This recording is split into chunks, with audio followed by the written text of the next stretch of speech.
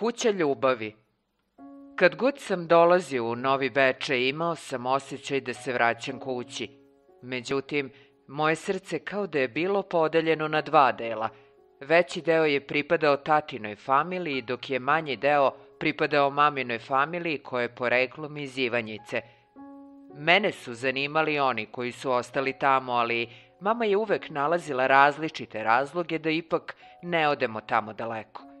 Mada prvi i osnovni razlog je bio taj što Isakovi nisu imali kola, a oni iz mamine familije koji su ih imali već su bili opterećeni svojim porodičnim obavezama.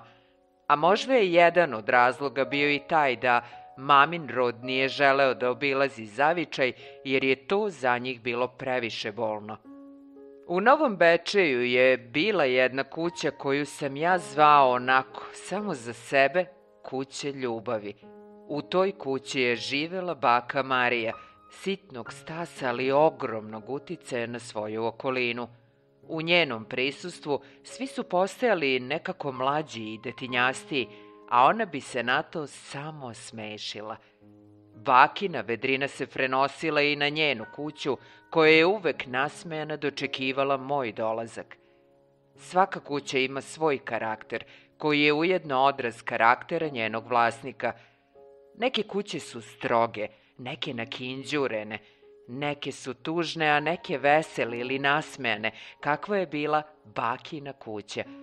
Baka je bila uvek dobro raspoložena, spremna da zapeva tihim, promuklim glasom neke starinske pesme i pričala je priče iz davnina, u nadi da će ih neko sačuvati od zaborava. Ali baka Marija nije samo pričala priče, već me je podsticala da ih i ja pričam. Slušala je pažljivo, a onda bi i sitnom upadicom podsticala ispravljanje kursa zalutale priče. Da bi sve teklo lepo i glatko, uvek je tu bila hladna limunada i džem od kajsija, čiji recept je ljubomorno čuvala. Čitava lista mojih rođaka je bila na listi čekanja za recept, znajući da će samo jedna od njih dobiti porodičnu tajnu. Iza kuće je bio voćnjak, u kome sam ja bio mali princ koji je brzo rastao. Imao sam svoju miljenicu u voćnjaku, a to je naravno bila kajsija. Nije to bila obična kajsija, već moja drugarica, sa kojom sam mogao da razgovaram. Naši razgovori su počeli iznenada, bez ikakve najave.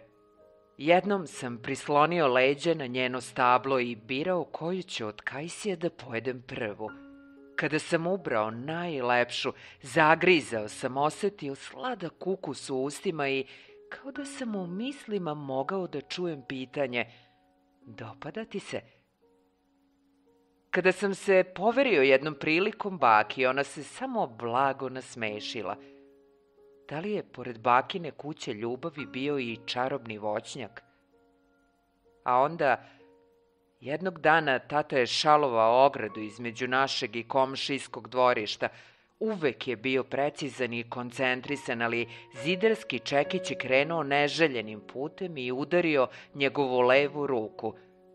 Tata je ušao u kuću sa suzom u oku i rekao: dobio sam poruku, neko meni veoma blizak je preminuo. Šta je s tobom? Rekla je mama. To je čisto sujeverje.